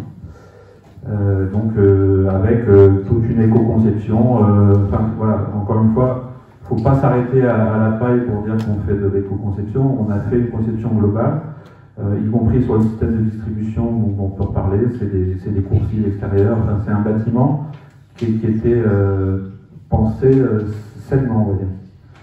Oui, un point sur la terre, je vais revenir dessus, et aussi c'est pourquoi on fait du béton. Parce que c'est en fait un concours très basique, c'est pas un projet phare qu'on essaie de mettre en place, vous avez dans les ZAC parisiennes, etc. Donc on est dans le sud, personne ne fait ça, ou très peu font ça. Donc on est dans une économie du quotidien. Donc la structure béton nous assure finalement cette stabilité au feu et finalement rassure un peu tout le monde, et ça nous a permis ensuite un remplissage de venir avec cette proposition. Donc il y a l'idée aussi dans ce rapport à l'éco-anxiété, de trouver là où on doit ramener du bio et du géosourcé, et là où au contraire on peut rester dans des systèmes traditionnels qui sont discutables, mais qui permettent finalement de sortir en bâtiment. Parce que l'idée c'est, si on arrive que ce bâtiment puisse se répéter, il pourrait se répéter parce qu'il rentre dans l'économie actuelle. Donc c'est ça aussi qui nous intéresse, pas forcément faire le bâtiment le plus bio et géosourcé du monde, c'est au contraire fabriquer un bâtiment hybride qui crée une liaison entre deux mondes. Voilà, c'est qu'essaie de faire celui-ci. Il y a un type de... Bon, vous le savez, vous, parce que vous avez étudié la question de la Terre, mais le maître d'ouvrage, lui, il voulait la Terre à l'extérieur. Et nous, on a dit, mais non, la Terre à l'extérieur, elle ne sert à rien, ou très peu. On a besoin de la Terre à l'intérieur, parce que c'est pour la question microbitique, c'est à l'intérieur qu'il faut. Et lui, ce qui l'intéressait, c'était l'affichage à la base. Ben, finalement, à la fin, non seulement elle est à l'intérieur, mais en plus, elle a aidé pour vendre son bâtiment. On en parlait tout ça d'obsolescence. Aujourd'hui, c'est un des bâtiments qui est en train de se vendre parce que justement, les gens demandent d'avoir ce rapport matériel et que cette terre-là existe aussi à l'intérieur du bâtiment. Voilà. Donc, encore une fois, il y a tout un concours de circonstances, mais qu'on ne s'interdit pas de penser qu'on a provoqué, puisqu'on est allé chercher avec les dents toutes ces solutions, hein, mais ça a été un processus assez vertueux. Donc voilà. Ça, c'est les essais de terre qui ont été faits. On a fait un témoin sur place, on va vous montrer, mais ça, c'est des essais de matérialité d'enduit terre, parce qu'il y a plusieurs manières de faire. Et donc la structure en béton nous permet de tenir ces bottes de paille. La paille n'est pas porteuse, c'est même une des conditions pour lesquelles on peut faire 4 niveaux en paille, c'est parce que le béton est suffisamment stable. Ne se déforme pas et la paille n'est pas porteuse, et ça permet d'avancer sans avoir à faire d'acrobatie réglementaire. Donc ça, c'est des témoins qui ont été faits pour montrer aussi, c'est très pédagogique, hein. Et puis pour ceux qui veulent venir, on fera des visites. Mais donc vous avez à gauche un caisson de bois en paille de 36 cm, qui est recouvert d'un enduit de terre, donc il fait 3-4 cm, 5 cm, c'est vraiment fait à la main, quoi. Et de l'autre côté, l'enduit chaud, enduit plus traditionnel, qui va recouvrir la face extérieure. Donc à gauche, c'est vraiment la terre qui est sortie le matin même du terrassement d'entreprise. Il n'y a aucun colorant, rien du tout. Et à droite, l'enduit chaud, on a essayé de reproduire une teinte assez identique. Et en blanc, c'est la sous-couche. Donc on vous a dit pas de paille sans béton, donc on a cette structure qui est finalement assez fine. Ce que vous pouvez voir à gauche, ce qui prouve que ce qu'on fait n'est jamais perdu, c'est une maquette qu'on a faite pour un autre projet. Avec des structures béton et l'époque c'était du pisé. Mais c'est un projet qui ne s'est pas fait, mais on a gardé ce principe qu'on a affiné. Et donc on a cette structure, alors c'est pas facile à expliquer, mais un coup ce sera vitré, les parties étroites sont vitrées, les parties larges sont pleines remplies en bottes de paille, en bic. Et donc ça fait un rythme pareil, on a toujours travaillé sur la répétition. Pour les 2,70 m, on a ce combo. Ça, c'est ce bâtiment, en plus donc, le fonctionnement, c'est très simple en fait, mais contrairement à beaucoup d'immeubles de bureaux, il est desservi par des coursives avec des escaliers extérieurs et des petits espaces, c'est pareil, c'était du post-Covid. Vous voyez là, on a mis des petits arbres, on a élargi les paliers pour faire des petites réunions informelles extérieures. Donc ils sont en lien direct avec les bureaux. Les bureaux, encore une fois, c'est aussi des ouvrants. Enfin, c'est une répétition. Hein. C'est les mêmes fenêtres qu'à l'hôtel en plus grand. Et donc c'est là aussi des ouvrants, c'est des porte-fenêtres, c'est des choses complètement manipulables. Voilà. Et ça, c'est dans le Maroc, hein, mais c'est qu'est-ce que peut devenir ce bâtiment qui ne se vend pas en bureau? Qu'est-ce qu'on peut en faire? La structure est suffisamment souple, on a fait sur la partie de droite, de transformer en habitat. Oui, c'est possible. C'est possible, et en plus, il y a des plus belles hauteurs sous plafond. Le tertiaire, c'est toujours mieux servi que l'habitat. Donc ça, c'est une simulation qu'on a faite, mais on a un rythme qui permet d'avoir des fenêtres dans toutes les chambres, d'avoir une vraie condition d'habitat. Voilà, ça c'est juste pour parler de l'inconscient. Donc c'est la structure qui est en train de monter. Alors c'est assez fascinant parce que on n'a plus l'habitude de structures porteuses aussi fines. Enfin, vous avez vu la photo tout à l'heure. Et Stanislas est retourné à la Grande Motte et je me dis, mais en fait c'est l'immeuble qu'on est en train de faire. Donc c'était l'architecture un peu héroïque de Balladur avec cette finesse dans le travail sur la façade. Nous on va avoir, on espère la même, là pour l'instant on a la même finesse, donc la structure est en train de se monter. Et par contre, on aura des pleins, beaucoup de pleins, en fait, beaucoup plus de pleins que de vides. Et par contre, on aura toujours cette structure en façade et quelque part, on reproduit un endroit où on avait déjà travaillé, à la Grande Motte, un endroit qu'on adore, hein, pour plein de raisons. Mais voilà, c'est amusant, c'est l'inconscient qui a parlé sans doute. On a fait aussi une petite pyramide, voilà. On a rappelé ça. Voilà, on va terminer. Tout à l'heure, il ne faut pas quand vous sortez de l'école, ne vous interdisez rien. N'écoutez pas ceux qui vous disent le métier est autrement. Non, le métier et la discipline, ils sont associés. Et il faut des fois tomber au bon moment, au bon endroit, mais ça arrive de tomber au bon moment, au bon endroit. Là, on est tombé au bon moment, au bon endroit. On fait 2 mois plus tôt, on ne gagne pas le concours, on le fait peut-être 1 an plus tard, on ne le gagne pas non plus. On est tombé au moment du Covid, où tout le monde était enfermé, où tout le monde avait besoin de respirer. Quand on expliquait qu'on ne mettait pas les circulations sont à l'extérieur et pas à l'intérieur, finalement ça a parlé parce que tout le monde voulait vivre à l'extérieur. Donc ne vous interdisez rien, portez vos convictions, parce que certes on peut rater, on peut faire des concours, mais on n'est jamais à l'abri d'un gagnant. On va terminer sur cette conférence sur, vous avez compris, on fait beaucoup de maquettes à l'agence. Alors quand je dis on fait, nous on fait rien. C'est les étudiants, globalement, qui viennent faire des stages à l'agence. On aime bien, nous, qui produisent des maquettes, mais pas seulement les maquettes, qui fassent, quand une matière est coulée, et il faut qu'il coule la matière, quand une matière est assemblée, il assemble, etc. Quand une matière est creusée, il la creuse. Donc c'est-à-dire, par le faire, comprendre qu'il y a une corrélation entre la manière de fabriquer et ce que feront les entreprises, donc la manière dont on va mettre en ordre les choses. Donc c'est pour vous montrer voilà, ce qui est fabriqué par exemple l'agence. Vous voyez, il y a plusieurs échelles aussi. Et aussi c'était pour... Alors, c'est pour dire, venez à l'agence si vous voulez faire des maquettes. Vous ne faites pas que ça, mais en tout cas, nous on pense que ça fait partie de l'apprentissage, et c'est un bon lien entre l'acte de construire et l'acte de penser, en tout cas de concevoir. Le seul problème de ces maquettes-là, c'est que là, bon, elles sont pas comme ça, mais elles sont plutôt lourdes, et on les photographie, mais elles ne sont pas facilement manipulables, en tout cas on ne peut pas forcément les amener au même ouvrage. Alors à l'heure actuelle, on a pensé une autre manière de présenter nos projets, mais cette fois-ci à travers des structures gonflables qu'on va vous présenter, que les étudiants ont fabriquées pour vous ce soir. On vous remercie.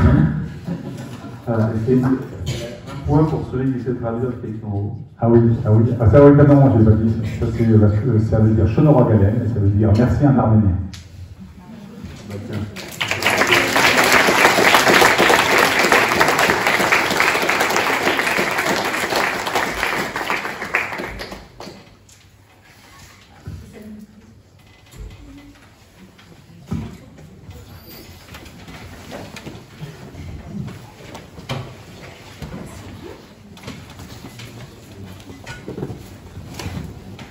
On a un petit moment pour un échange. Des questions, commentaires.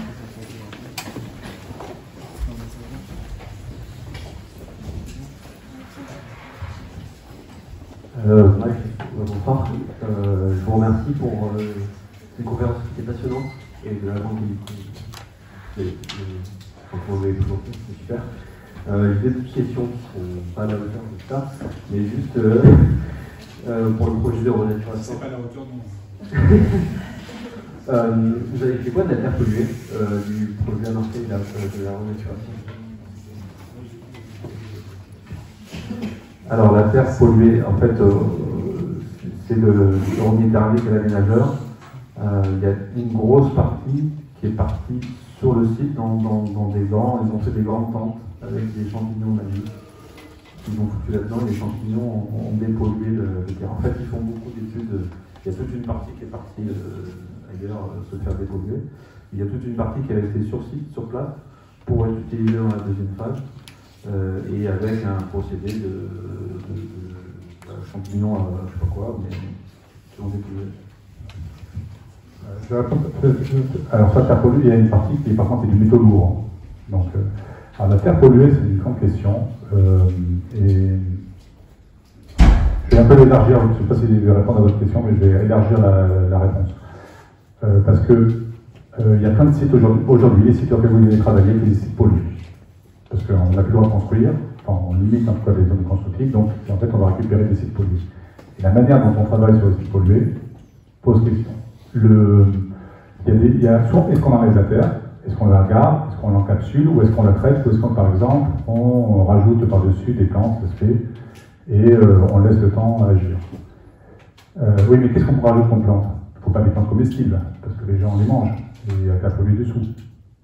À Marseille, par exemple, ils ont enlevé sur une partie de la terre ainsi qui était polluée, qui est à côté des stacks. Donc évidemment, pris comme ça, c'est ce qu'il faut faire. Il faut enlever la terre polluée, et puis au moins le site est protégé, c'est le site indécalable. Sauf qu'ils n'ont pas enlevé tout le lieu, donc c'est une partie haute. Résultat des courses, aujourd'hui, il y a du radiement, l'eau descend, et dessous, ça ramène. Il reste toujours un peu de la pollution sur les habitations. Donc, les questions de la terre polluée, aujourd'hui, il n'y a pas de. Là, les champignons magiques, qui sont magiques, on ne sait pas. On ne sait pas sûr que ça marche. Je pense qu'il n'y a pas une. Enfin, pour raison, voilà ce qu'ils ont fait, mais il n'y a pas une méthodologie juste. Je pense que chaque sujet mérite d'être regardé de plus précisément. Si vous travaillez sur ces questions-là, ce n'est pas forcément l'idée de l'enlever qui est toujours la meilleure solution. Il faut les regarder, il faut regarder aussi comment, ce qui est les avoisinants, ce qui se passe autour. Il ne faut pas non plus ce que vous faites agisse ou propose un inconvénient sur la manière de vivre autour, de renvoyer en fait le problème à quelqu'un d'autre. Et enfin, du coup, il y en aura trois, parce que là, il y en a une autre qui émerge. C'est du coup la recherche, la terre, vous êtes allé la chercher où pour la remplacer? Du coup, il y a ce truc. La terre du parc. La terre du parc, vous enlevez une terre qui est polluée pour ramener une terre.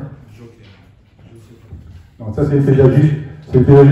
Alors, il faut savoir que une partie. Alors, selon votre usage, vous pouvez garder une partie. Selon la pollution et selon votre usage, vous pouvez garder une part de la terre.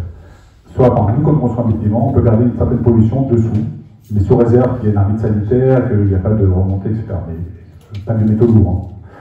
Dans le parc, il y a aussi une partie de la terre qui a été gardée parce qu'elle est encapsulée par une terre végétale par-dessus et c'est selon le type de terre que vous rajoutez, elle ne remonte pas forcément. Et puis il y a la terre, donc il y en a certainement qui sont ramenés, pas tant que ça finalement, parce qu'ils sont utilisés.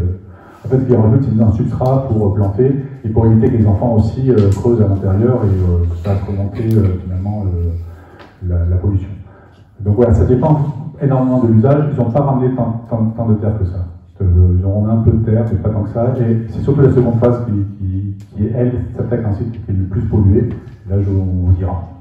Si vous voulez venir visiter, il est ouvert le parc. Hein.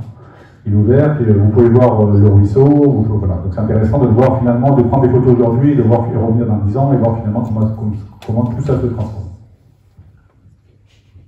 Et dernière question, c'était pour le projet avec les 3 typologies de logements différents. Il y avait du coup une ancienne école qui a été détruite, et derrière ça il y avait un arbre. Mais du coup, vu qu'il n'y a plus vraiment de structure, comment les racines. Enfin, l'arbre était sur la place. Oui, l'arbre était sur la place haute, il est resté soutenu par le mur qu'on a gardé. Okay.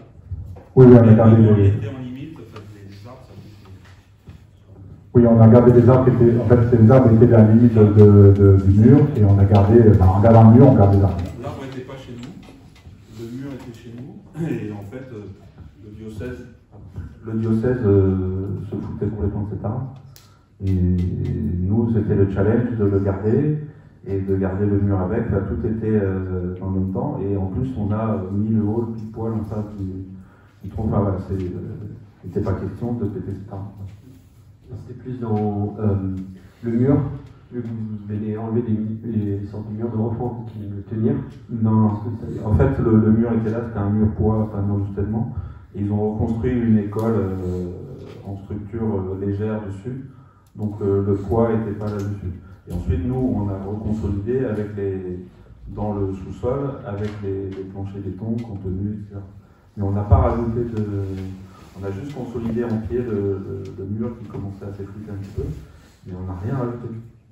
Et donc les racines, c'était les racines existantes qu'on ne s'en est même pas occupé. Voilà. D'autres questions? Ouais. Je peux clarifier. Oui, bonsoir, merci Wayne, architecte. Bravo, déjà, c'est un très beau travail. Deux petites questions. Vous m'entendez? Deux petites questions très rapides. Est-ce que c'est sans fil, mais est-ce que c'est sans chauffage? C'est une question annexe. Et j'ai bien compris l'œuvre, je commence à comprendre les hommes. Mais ce qui m'intéresse, c'est la relation entre les deux, savoir comment vous concevez, comment vous êtes répartis le travail entre vous. Quelle est la genèse à l'agence? J'aimerais bien un peu comprendre les coulisses. Voilà. Mais... on discute beaucoup. Oula, là on rentre dans une relation très personnelle. Non, mais en fait, j'espère qu'on essaie de faire une conférence qui traduit notre manière d'aborder l'architecture. Je pense que c'était assez clair. Et ce qu'on est. D'abord, je pense qu'il n'y a pas de bonne manière de. Vous verrez pour ceux qui travaillent ensemble plus tard, chaque couple d'architectes ou ensemble trouve une manière de travailler. Nous, c'est ce qu'on est en fait. Donc, globalement, c'est très caricatural, c'est pas comme ça non plus, mais globalement,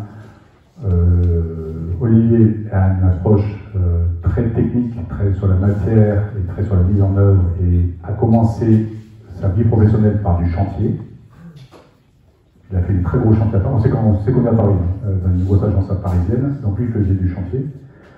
Dès 25 ans, hein, même plus tôt, non, 12 ans. À 12 ans, il faisait du chantier. Il est né d'un chantier. Et donc, il a vraiment cette approche très technique. Il participe de l'ensemble des phases de conception, mais avec cette approche-là. Et moi, j'en prends pas une. Donc, moi, je fais du dessin comme ça. Et je fais moins de chantier. et je suis plutôt. Et dès 25 ans, c'est un peu comme ça. J'étais employé plutôt dans cette phase de conception, d'élaboration, etc. Donc c'est pas qu'on a gardé comme ça, on a testé plusieurs formules et on a gardé un peu cette formule pour travailler ensemble, sachant que c'est très poreux. C'est-à-dire, dès les phases de conception, ils participent à la question de la conception, et dans les phases de chantier, évidemment, je dis, aujourd'hui j'étais sur le milieu du chantier, on trouve des solutions ensemble. Alors quand il y a nous, il y a aussi tous nos collaborateurs. Tous les sujets sont émis à débat, dans les concours on placarde un peu les IG, et puis c'est même des stagiaires, si vous voulez venir, vous les voir, participer des débats d'agence, et on demande l'avis à tout le monde pour choisir collectivement une solution. Si je pouvais résumer, hein, on n'est pas pareil. Mais c'est très bien. Voilà. Surtout, je crois qu'on profite aisément d'être deux pour discuter, pour s'affronter, pas qu'on s'affronte pas trop. Mais pour discuter beaucoup, ouais.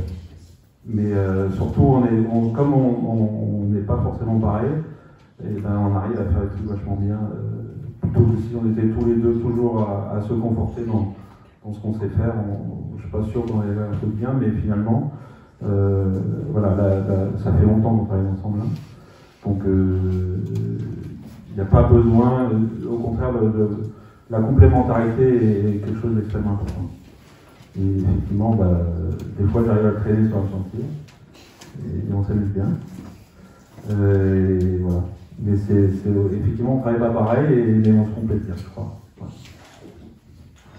Je traduire pour les étudiants, vous verrez plus tard, rendez vos 3 premières années de vie professionnelle, vos 4 premières années, et analysez-les a posteriori. Et souvent, ça vous donne une direction sur laquelle vous avez envie de travailler. On est ce qu'on est. Donc, ça permet d'accepter aussi d'autres. Vous allez voir, vous allez vous trouver un chemin, et si vous vous lancez dans votre propre aventure, il y a une relation avec ces premiers pas.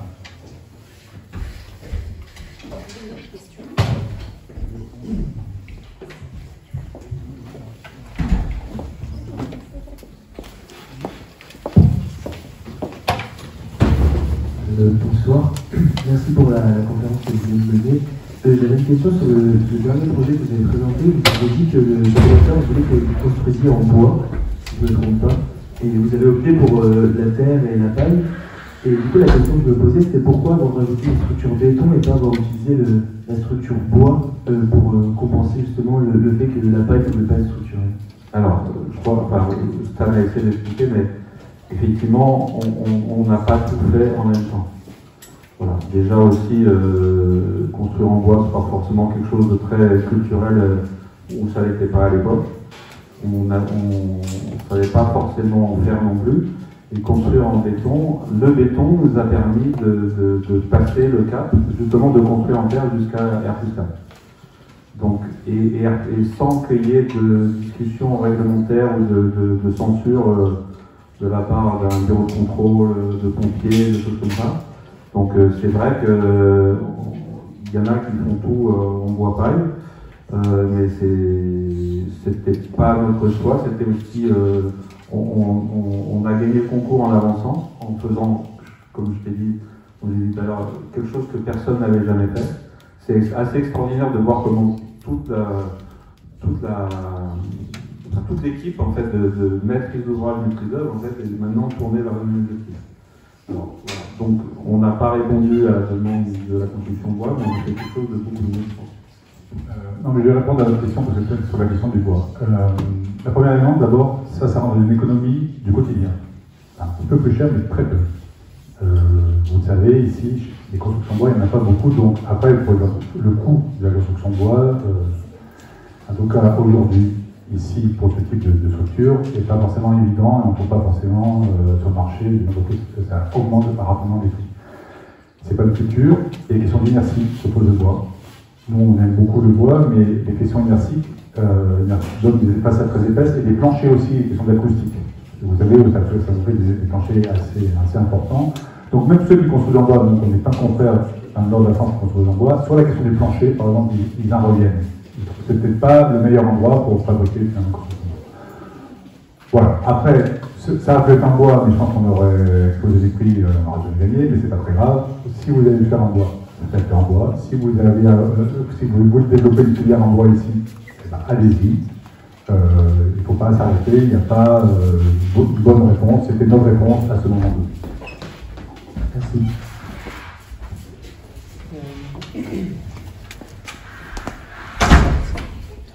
Quel est votre avis sur la reconstruction de la charpente de Notre-Dame? Pas sur le fait que ce soit fait à l'identique, ce que va faire. C'est un débat pour tout le monde. Oui. Pour le on parle de la flèche ou de la charpente, c'est pas la même chose. Disons les deux, juste l'acte de refaire ce qui était avant sans chercher à le changer. Ah, waouh. Vous avez dit qu'on pouvait en parler. Oui, alors, moi je vais répondre rapidement. Je vais répondre j'ai pas besoin d'une réponse juste, je vais vous donner une réponse qui questionne encore. J'aurais tendance à dire, dans ma culture française, peut-être qu'on l'a appris, que j'ai en fait ce qu'on nous apprend, c'est du pastiche. Parce qu'on répète finalement une forme de construire qui répondait à une époque, et aujourd'hui on est à notre époque et on répète une forme de construire, et ça fait sens. Et puis, on peut aussi le regarder avec une culture japonaise, je ne suis pas japonais, mais eux reconstruisent ces temples, et eux, en fait, ce qu'ils disent, ils reconstruisent des temples tous les, je ne sais pas, 200 ans, 300 ans, tous les 7 ans. Et eux, en fait, c'est pas en fait une grosse construction identique ce qu'ils font. Ce qu'ils font, c'est qu'ils transmettent un acte de construire et une méthode de construction. Et ça change le regard. Donc, par rapport à Notre-Dame, si je regarde le côté français, avec ma culture, on a pu tenter autre chose, parce que même le duc, il a changé de... Et si je regarde le côté, finalement, je ne suis pas japonais, mais dire finalement, est-ce que c'est pas une transmission d'une manière de faire les choses? Peut-être que ce type de bâtiment peut être aussi une question de transmission. Merci. J'ai 3 minutes. C'est bon, 3 minutes? C'est bon, merci beaucoup. Je suis désolée, on va devoir s'arrêter là. Pareil, moi je serais tenté de dire la même chose du pastiche. Après, je suis absolument fasciné par tout ce que cette reconstruction, donc ça me va très bien. C'est des techniques et de l'intelligence qui est remise au service de la construction, dont on a vraiment besoin. Merci beaucoup. Très bonne soirée. Merci encore.